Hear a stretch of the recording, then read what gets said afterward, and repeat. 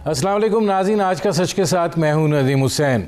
कराची के हल्का 249 के अंदर मुस्लिम लीग नवाज़ की इलेक्शन कमीशन ऑफ पाकिस्तान ने दरख्वास्त मंजूर करते हुए वहां पर वोटों की दोबारा गिनती का हुक्म दे दिया है।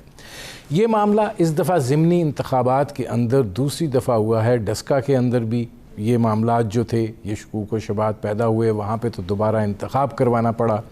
और फिर अब ये जो कराची में हल्का 249 जो है, उसके अंदर भी मुस्लिम लीग नवाज़ जो है मामलात को इलेक्शन कमीशन ऑफ पाकिस्तान में लेगी। तमाम पार्टीज़ ने इसके ऊपर अपने अपने शकूक व शुबात का इजहार जो है वो किया था। एक जानिब ये मामला है कि इलेक्शन जब भी होता है, चाहे वो कौमी सतह के ऊपर इलेक्शन हो, चाहे ज़िमनी इंतखाबात का इलेक्शन हो, उसके ऊपर सवालात जो हैं वो उठाए जाते हैं। बुनियादी तौर पे इलेक्शन कमीशन ऑफ पाकिस्तान जो है उसको 18वीं तरमीम के अंदर खासा मौसर बनाने की कोशिश की गई थी, लेकिन दिखाई ये देता है कि मामलात जो हैं वो उस तरीके से नहीं हो पा रहे जिस तरीके से सोचा गया था। अब इस सूरत हाल के अंदर हुकूमत ये चाहती है कि इंतखाबी इस्लाहात हों।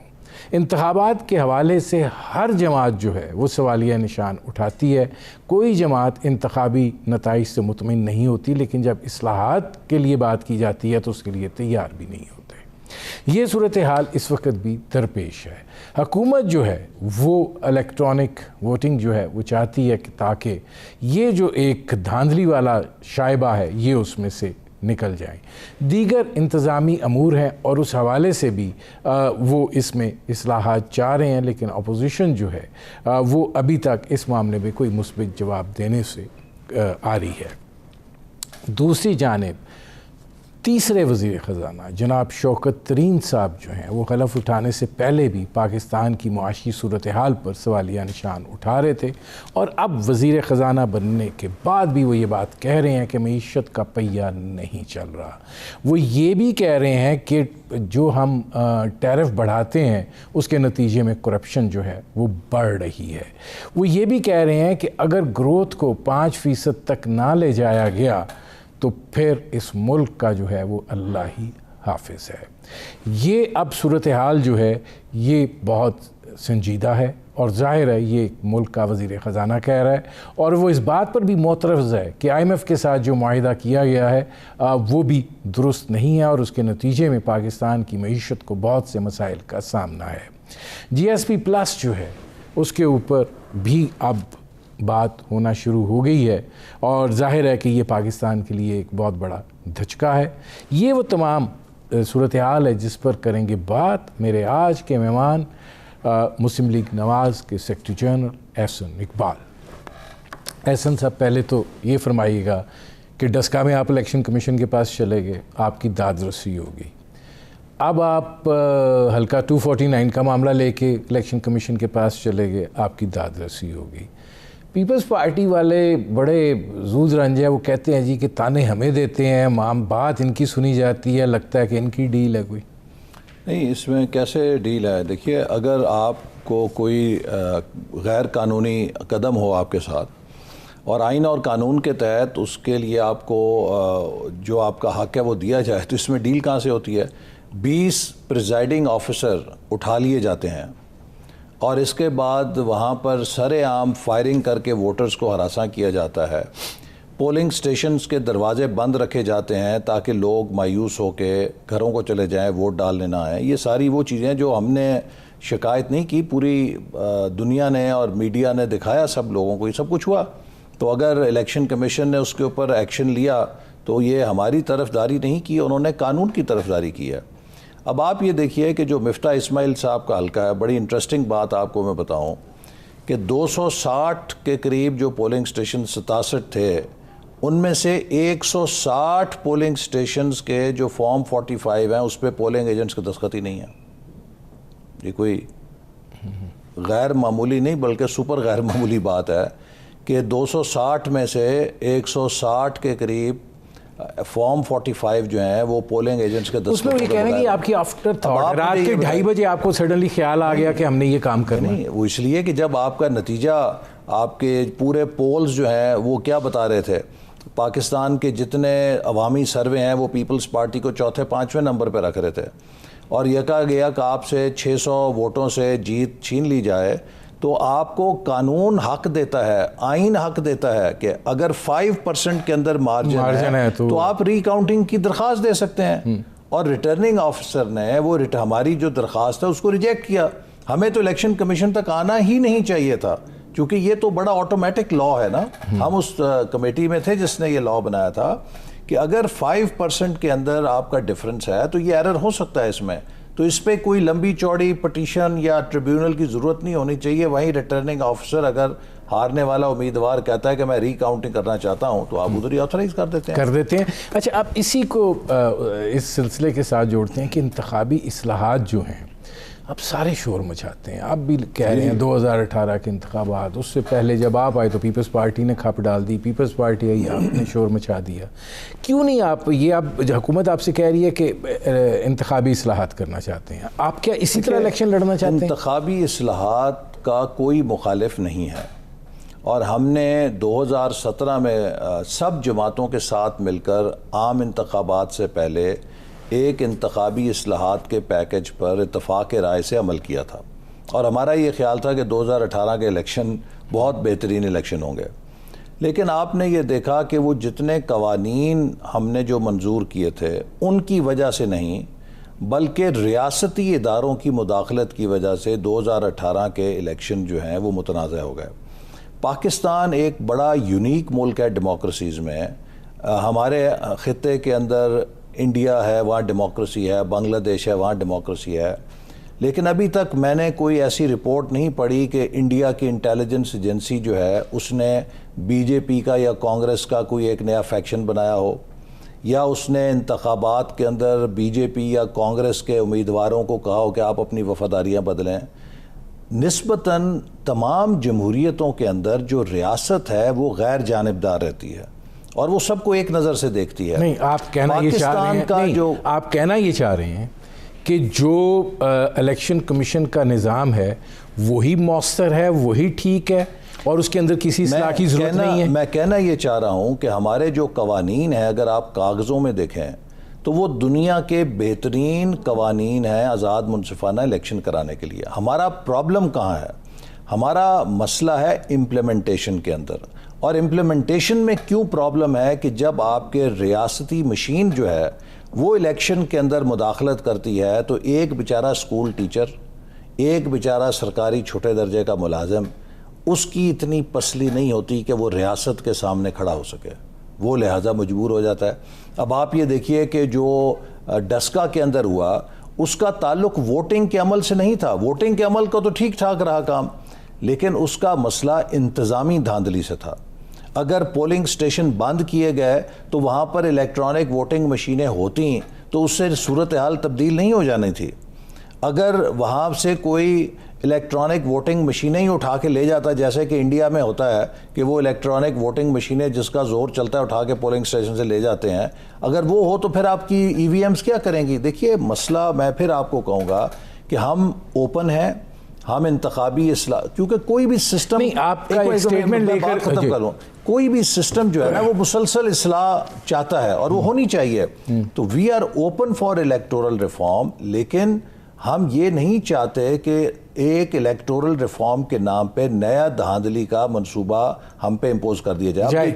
ٹھیک ہے, اس میں یہ فرمایا آپ کا ایک سٹیٹمنٹ آ گیا کہ جی الیکشن جو اصلاحات ہیں وہ الیکشن کمیشن کے اوپر چھوڑی جائیں. وہ کہتے ہیں ٹھیک ہے پھر نیب قوانین جو ہے وہ نیب پہ چھوڑ دو, تو پھر ساری چیزیں ماریں گے. فرق ہے. دیکھیے پہلی بات یہ ہے کہ ہم نے یہ نہیں کہا کہ الیکشن کمیشن پہ چھوڑ دیں, ہم نے یہ کہا ہے کہ چونکہ آزاد اور منصفانہ الیکشن کرانے کا ملک میں ریگولیٹر یا ادارہ جو ذمہ دار ہے وہ الیکشن کمیشن ہے, اس سے چاہیے کہ تمام سٹیک ہولڈرز کو بلائے. جیسے پاکستان کی بینکنگ سیکٹر کا ریگولیٹر کون ہے؟ اسٹیٹ بینک ہے.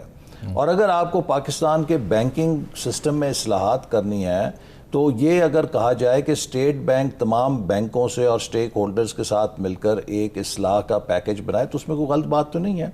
آپ نے جو نیب کی بات کی, اگر ہم یہ بات کہیں کہ ملک میں احتساب کا اگر ادارہ نیب ہے, نیب کو چاہیے کہ تمام سٹیک ہولڈرز کے ساتھ بیٹھ کے احتساب کے نظام کو ٹھیک کرنے کے لیے تجاویز مرتب کرے, تو اس میں بھی کوئی غلط بات نہیں ہے.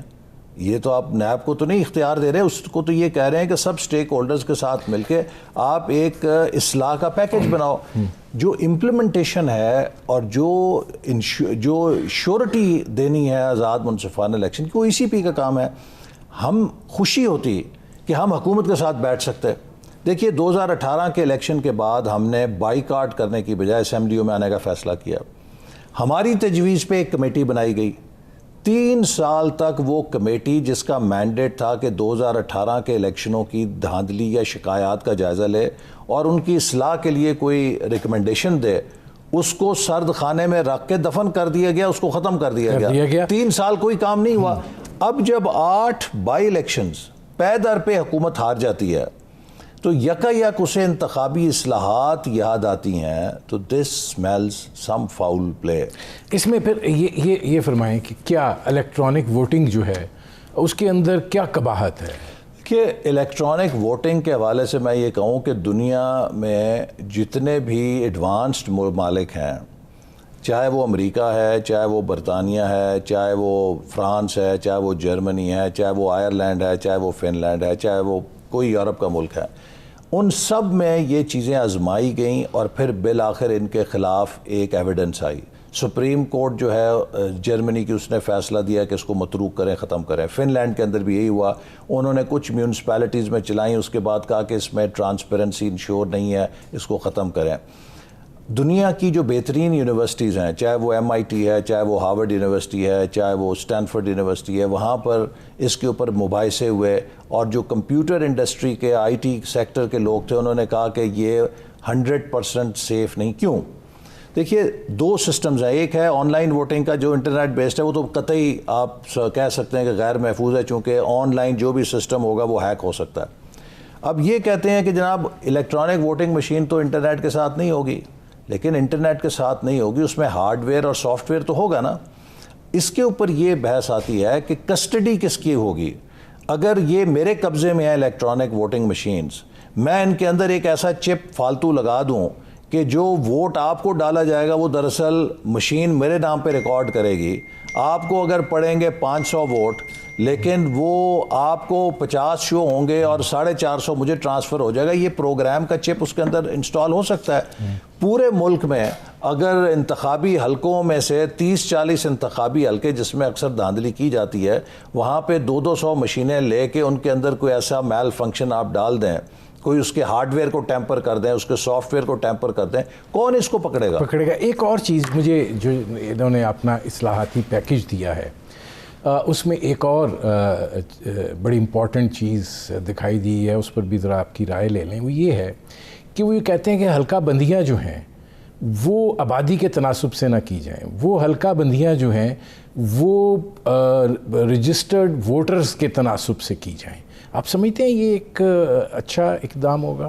میں نہیں سمجھتا. دیکھیے اس میں تو ہمیں یہ بنیادی جو ووٹ کا کانسیپٹ ہے وہ 1 man 1 ووٹ ہے, اور جو آبادی ہے اس میں اگر کسی جگہ کے لوگ کم تعلیم کی وجہ سے رجسٹر نہیں ہوئے تو آپ ان کو تو ڈس انفرنچائز کر دیں گے نا. نہیں, وہ کہتے ہیں کہ ایک حلقہ ہے وہ 3.5 لاکھ کا ہے, اس کے ساتھ حلقہ ہے وہ 70,000 کا ہے, تو یہ ایک نمائندگی. نہیں, دیکھیے جب آپ آبادی کو بنیاد بناتے ہیں تو یہ ہو سکتا ہے کہ 4.5 لاکھ کی آبادی پہ آپ نے ایک حلقہ بنایا ہے, وہاں پہ ووٹرز جو ہیں ان کی تعداد 2 لاکھ ہے. دوسرا 4.5 لاکھ کی آبادی پہ حلقہ ہے, وہاں پہ ووٹرز جو رجسٹرڈ ہیں ان کی تعداد 1.5 لاکھ ہے. تو بجائے اس کے کہ آپ ووٹرز کو بنیاد بنا کے جو ان رجسٹرڈ ووٹرز ہیں ان کو ڈس انفرنچائز کر دیں, آپ کا فرض ہے کہ جن لوگوں کے ووٹ نہیں بنے ان کے ووٹ بنائیں. ہمارے ہاں کن لوگوں کے ووٹ نہیں ہوتے؟ ہمارے ہاں خواتین کے ووٹ نہیں بنے ہوتے, ہمارے ہاں کم تعلیم یافتہ لوگوں کے ووٹ نہیں ہوتے. تو اگر آپ رجسٹرڈ ووٹوں کے اوپر حلقے بنائیں گے تو پھر آپ وہ لوگ کے جو رجسٹرڈ نہیں ہیں ان سب کو تو باہر کر دیں گے. مجھے بریک لینا پڑ رہا ہے. ناظرین, سیکرٹری جنرل مسلم لیگ نواز احسن اقبال سے ہماری گفتگو جاری ہے. وقت ہوا ایک مختصر سے کمرشل بریک کا, ملتے ہیں اس وقفے کے بعد.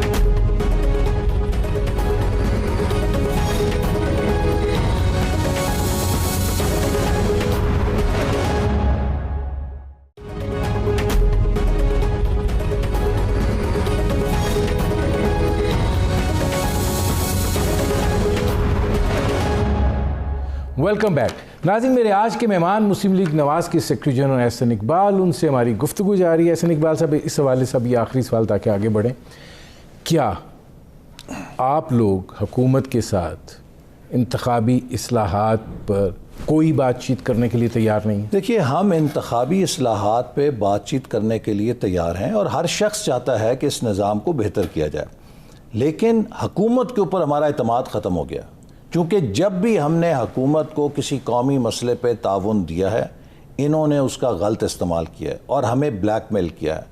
انہوں نے پارلیمنٹ کو غیر مؤثر کر دیا ہے. آج پارلیمنٹ کی حیثیت یہ ہے کہ 50 سے زیادہ آرڈیننس آ چکے ہیں.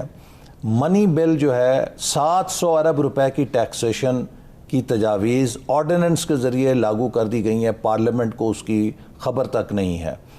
ہم نے یہ کہا ہے کہ اگر آپ واقعی ہی سنجیدہ ہیں تو اپنی تمام تجاویز الیکشن کمیشن کو بھیج دیجئے. الیکشن کمیشن تمام پارٹیز کو بلائے, تمام سٹیک ہولڈرز کو بلائے, ان کے ساتھ مشاورت کرے اور ایک کنسنسس ایوالو کرے. جو بھی کنسنسس ہوگا ہم اس کے اوپر قومی اسمبلی اور سینٹ میں آ کے لیجسلیشن کر کے اسے منظور کر دیں گے. تو اس میں کیا بری بات ہے؟ اگر حکومت واقعی اسی پہ تو انہوں نے کہا پھر نیب کو بھی اختیار دے دیتے ہیں.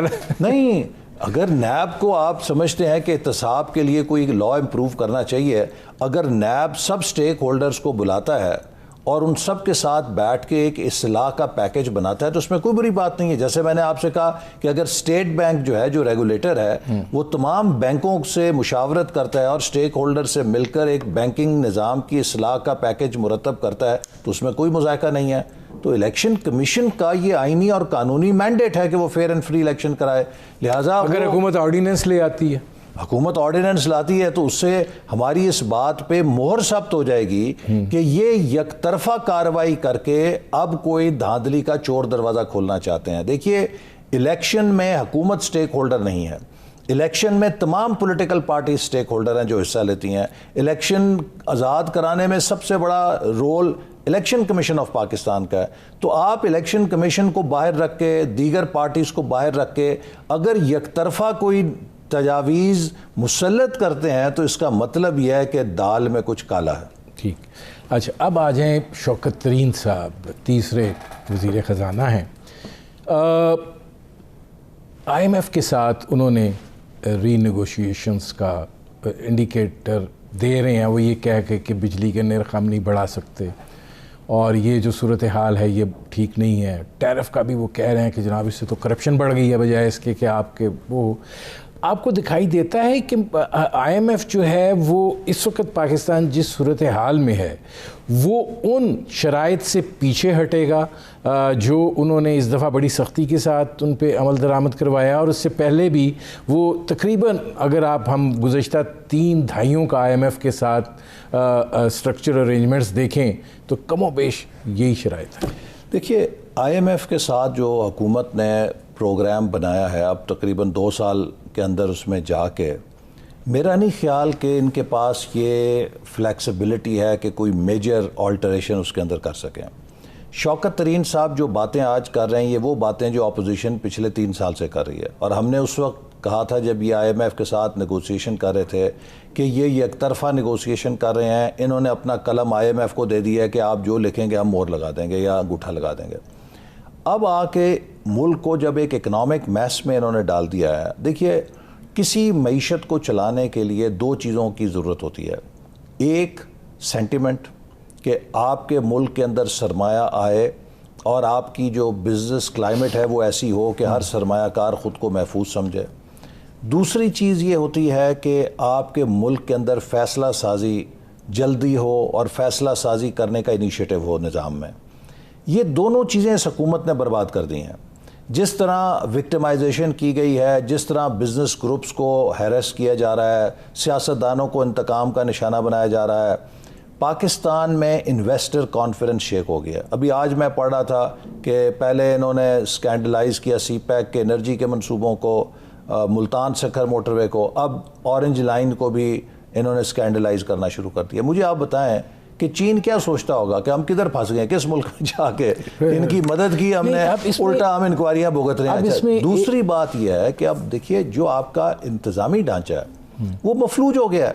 میں آپ کو اپنے ریفرنس کی مثال دیتا ہوں کہ منسٹری آف پلاننگ کے بندوں کو بلا کے ان کو سیل دکھا کے گریڈ 18-19 کے ملازم ہوتے ہیں، آپ ان سے وعدہ معاف گواہ بننے کی سٹیٹمنٹس لے رہے ہیں، وہ جب نکلتے ہیں کانوں کو ہاتھ لگاتے ہیں کہ آئندہ ہم نے کسی پروجیکٹ کو ہاتھ نہیں لگانا۔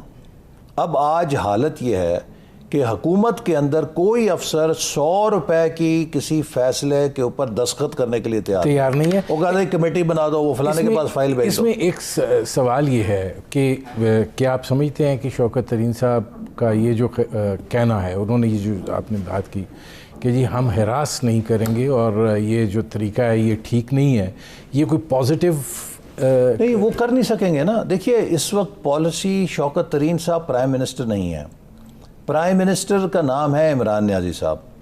ان کی جو سوچ ہے وہ بڑی منتقم مزاج ہے، اور وہ جو انہوں نے 20 سال سے ایک کہانی گھڑی ہے، اس کہانی سے پیچھے کیسے اتریں گے، اس کی سیڑھی سے کیسے نیچے اتریں گے؟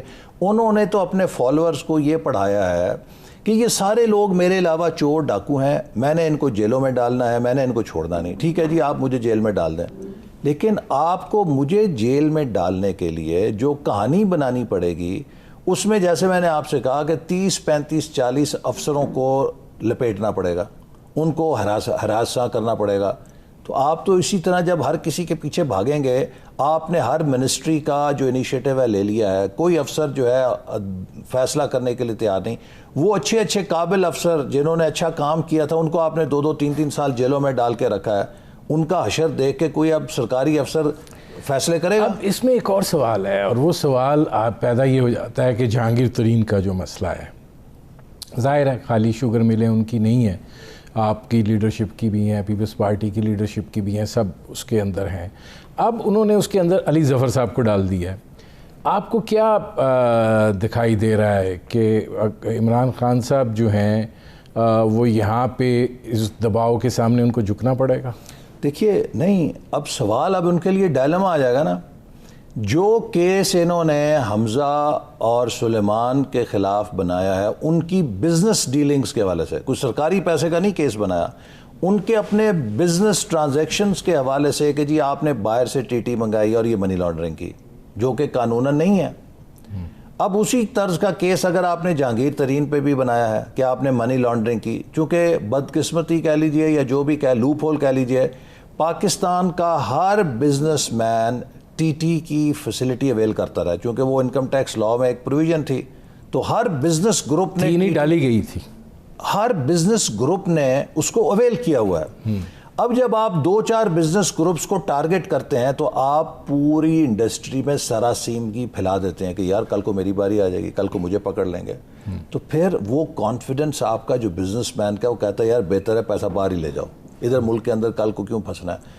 اب آپ کے لیے یہ جو ایک آپ کی کانٹرڈکشن تھی کہ آپ انتقامی اسکیمیں کر رہے تھے، خود آپ ہی اپنے کیا جال میں صیاد آ گیا ہے۔ اب اگر آپ جہانگیر ترین کو چھوڑتے ہیں تو پھر آپ حمزہ اور سلیمان کے اوپر کیس کیسے چلائیں گے؟ اور اگر آپ نے ان کے اوپر کیس چلانا ہے تو آپ جہانگیر ترین کو نہیں چھوڑ سکتے۔ اب بات جواب دیں۔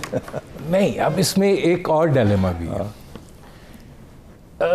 احسن اقبال صاحب، کیا آپ اس چیز کا اعتراف کریں گے کہ ہماری جو پرووینس ہیں، چاہے وہ ایف پی آر کی ہوں، منسٹری آف فائنینس کی ہوں، ان پرووینس میں ایس آر اوز کے ذریعے، ان لاز کے ذریعے ایسی چیزیں چھوڑی گئیں جس میں خالی نواز شریف صاحب نہیں، مطلب پھر اس بہتی گنگا میں سب نے تقریباً ہاتھ دھوئے، اور وہ شعوری طور پہ رکھی گئی کہ بزنس مین جو ہے وہ اس سے فلرش ہو سکے، فائدہ اٹھائے۔ دیکھیے نا، میں آپ کو پھر یہ کہوں گا، کسی بھی ملک کے اندر جو پالیسی فریم ورک ہے، آپ اسے اگر اچھا بنائیں یا برا بنائیں، اس میں جب کنسسٹنسی نہیں نہ رکھیں گے، جب یہ پتہ ہوگا کہ اس حکومت نے یہ لاء بنایا ہے، اگلوں نے آ کے اس کو چیڑ پھاڑ کر دینی ہے، آپ کبھی اس ملک کی reputation as a dependable investment destination نہیں بنا سکتے۔ ہمارے ہاں ہم ابھی ہیں 20ویں اور 19ویں صدی کی اکنامکس میں کہ جی یہ پیسہ پکڑ لو، یہ پیسہ پکڑ لو۔ دیکھیے 21ویں صدی کی جو اکنامکس ہے وہ نئی ہے، وہ بالکل فرق ہے۔ یہ گلوبل اکانومی ہے، $2 ٹریلین سے زیادہ سرمایہ دنیا کے گرد گھومتا ہے ہر سال، فورن ڈائریکٹ انویسٹمنٹ کی شکل میں. آج کسی ملک کو سرمایہ کی کمی کا سوال نہیں پیدا ہو سکتا بشرطے کہ وہ انیبلنگ انوائرمنٹ کریٹ کر دے اپنے ملک میں. آپ نے صرف یہ کرنا ہے کہ انویسٹر کے لیے ایک پرکشش مقام بننا ہے. پوری دنیا کا سرمایہ، چاہے وہ مسلمانوں کا پیسہ ہے چاہے وہ عیسائیوں کا پیسہ ہے. سوال پھر میں وہیں پر لے جاتا ہوں. کیا پرکشش بننے کا یہ نتیجہ ہے کہ اس میں ٹی ٹیز کے آپ لوپ ہولز رکھ دیں، اس میں ایس آر اوز کے ذریعے آپ ڈیوٹی کنسیشنز کے رکھ دیں؟ کیونکہ آپ نے دس از دا میتھڈولوجی، کیا یہی طریقہ کار ہے؟ نہیں، اب آپ انڈیمنیٹی بھی تو دیتے ہیں نا. ایمنیسٹی اسکیمیں نہیں لاتے آپ. کیا آپ نے ایمنیسٹی اسکیمیں کس لیے لائے ہیں؟ نٹ شیل وہ اس لیے لانی پڑتی ہے کہ ان لوپ ہولز کے ذریعے جو پیسہ ہے وہ پھر اس کو کیسے ماسٹر لوپ ہول ہوتا ہے، وہ تو ماسٹر لوپ ہول ہوتا ہے. دیکھیے کسی بھی پالیسی کا نٹ شیل یہ ہے کہ آپ نے اپنے ملک کے اندر پیسہ لے کر آنا ہے. Anything that can add your net جو آپ کی ویلتھ یا آپ کی ایسٹ بیس کو بڑھا سکے، آپ کے ملک کی دولت کو بڑھا سکے، آپ اس طریقہ کار کو اپناتے ہیں. یہ جو سارے لوپ ہولز جنہیں آپ کہہ رہے ہیں یا یہ جو ساری ایمنیسٹی اسکیمیں حکومت دیتی ہیں، کیوں دیتی ہیں؟ یہ کہتی ہیں یار کسی بہانے سے پیسہ ملک کے اندر لے آؤ، چلو ٹھیک ہے ہمیں ملک کی آج $1 ملین آپ جائیں انویسٹ کرنے کینیڈا میں، امریکہ میں، نیوزی لینڈ میں، وہ آپ کے سامنے ریڈ کارپیٹ بچھا دیں گے. وہ یہ نہیں پوچھیں گے پیسہ کہاں سے ہے، کہ آؤ جی آگے پیسہ لگاؤ. دنیا میں ریس لگی ہوئی ہے کہ ہم نے اب دیکھیے ویتنام جو ہے $9 ارب سالانہ سے بڑھ کے $35 ارب سالانہ پہ چلا گیا ہے. فورن ڈائریکٹ انویسٹمنٹ $35 بلین کے قریب وہ چلے گئے ہیں فورن ڈائریکٹ انویسٹمنٹ میں. کتنی آبادی ہے ان کی؟ میرا 1 کروڑ مشکل سے آبادی ہوگی ان کی. ہم 22 کروڑ کی آبادی ہیں، ہماری فورن ڈائریکٹ انویسٹمنٹ $1.5 ارب ہے، جو کہ گئی تھی 3 پہ پھر نیچے آ گئی ہے 1.5 کے اوپر. یار یہ وہ چیزیں ہیں جن پہ ہمیں سوچنا ہے کہ اگر آپ اپنے ملک میں سیکیورٹی فراہم نہیں کریں گے، آپ کے ملک کا ایک مجھے بزنس مین نے بتایا، وہ چائنا سے یہاں پہ پاکستان آ رہے تھے سیمنٹ پلانٹ لگانے کے لیے. تو میری جو آخری میٹنگ تھی چائنا میں اپریل میں غالباً میں گیا 2018 میں، تو وہ مجھے ایک ریسیپشن پہ ملے. میں نے ان سے پوچھا آپ کے منصوبے کا کیا بنا؟ تو وہ چپ رہے. تو میں نے کہا آپ تو مجھے کہہ رہے تھے کہ ہم نے زمین لے لی ہے اور اب پرائم منسٹر سے ٹائم لے کے تو ہم نے شروع کرنا ہے، تو سال ہو گیا آپ نے کچھ بھی نہیں کیا. تو مجھے کہنے لگا Excellency if you can remove your prime minister like this, I am a foreigner, I have to think about my investment. دیکھیے جس ملک میں آپ قانون کا مذاق بنا دیں گے کہ وہاں کا مقامی وزیر اعظم اور شہری جو ہے وہ دعائیاں دیتا پھرے کہ میرے حقوق پامال ہو رہے ہیں، ایک جو اوورسیز کا غیر ملکی شہری ہے جس نے $1 یا $2 ارب آپ کے ملک میں لگانا ہے، وہ خوفزدہ ہو جاتا ہے یار کوئی قبضہ کر لے گا میرے پیسے پہ، میں کہاں جاؤں گا؟ یہ بتائیں اسٹے آرڈر آ جائے گا، کچھ اور ہو جائے گا. اب یہ جو GSP+ والا معاملہ ہے، یہ بھی تو اب ہمارے لیے ایک بہت بڑا چیلنج ہے. کیا اب اس کا دیکھیے میں سمجھتا ہوں کہ حکومت کی بہت بڑی ناکامی ہے. یہ GSP+ ہم نے کنسیشن حاصل کیا تھا یورپین یونین سے، ہماری حکومت نے حاصل کیا تھا. اس کے بعد 2016 اور 2018 میں ریویوز ہوئے، ہم نے ان کو کامیابی سے پاس کیا. ہم سے کسی نے یہ سوال نہیں پوچھا بلاسفیمی کا یا کوئی اور سوال نہیں پوچھا. ہم نے ان کو بتایا کہ ہم نے وہ تمام کنڈیشنز جو اس کے ساتھ منسلک تھیں ان کو بہت اچھی کی طرح فلفل کیا ہے. آج پچھلے 3 سالوں سے جو اس حکومت نے ملک کے اندر پالیسیز روا رکھی ہیں، بلاسفیمی تو آپ ایک طرف چھوڑ دیں، اس کے اوپر یہ کہتے تھے کہ ہم دنیا کو جا کے اپنا مقدمہ بتائیں گے. تو کہاں آپ کا مقدمہ؟ 680 انہوں نے بلائے ہوئے تھے OIC کے. وہی دیکھیں نا، 680 لوگوں نے یورپین یونین میں آپ کے خلاف ووٹ دے دیا، 3 صرف آپ کے حق میں ووٹ دینے والے تھے. اس سے بڑی سفارتکاری کے میدان میں شکست یا ہیومیلیشن کیا ہو سکتی ہے آپ کی؟ آپ کا وزارت خارجہ کدھر تھی؟ چونکہ آپ کو تو سارا وقت یا جھوٹے مقدمے بنانے میں، اپوزیشن کے ساتھ لڑنے میں لگا ہوا ہے. آپ کو کسی اور چیز، انڈیا آپ سے کشمیر لے گیا، آپ UN ہیومن رائٹس کمیشن کے اندر 16 ووٹ نہیں حاصل کر سکے، آپ OIC کا اجلاس تک نہیں بلا سکے. تو یہ تو حکومت کی ناکامی ہے نا، جس کی آج قیمت پاکستان ادا کر رہا ہے. پڑی ہے. میرے پروگرام کا وقت ختم ہو رہا ہے. بہت شکریہ احسن اقبال صاحب. ناظرین یہ تھے مسلم لیگ نواز کے سیکرٹری جنرل احسن اقبال. آپ نے ان کی گفتگو سنی. اب تک کے لیے اتنا ہی، اجازت دیجیے. اللہ حافظ.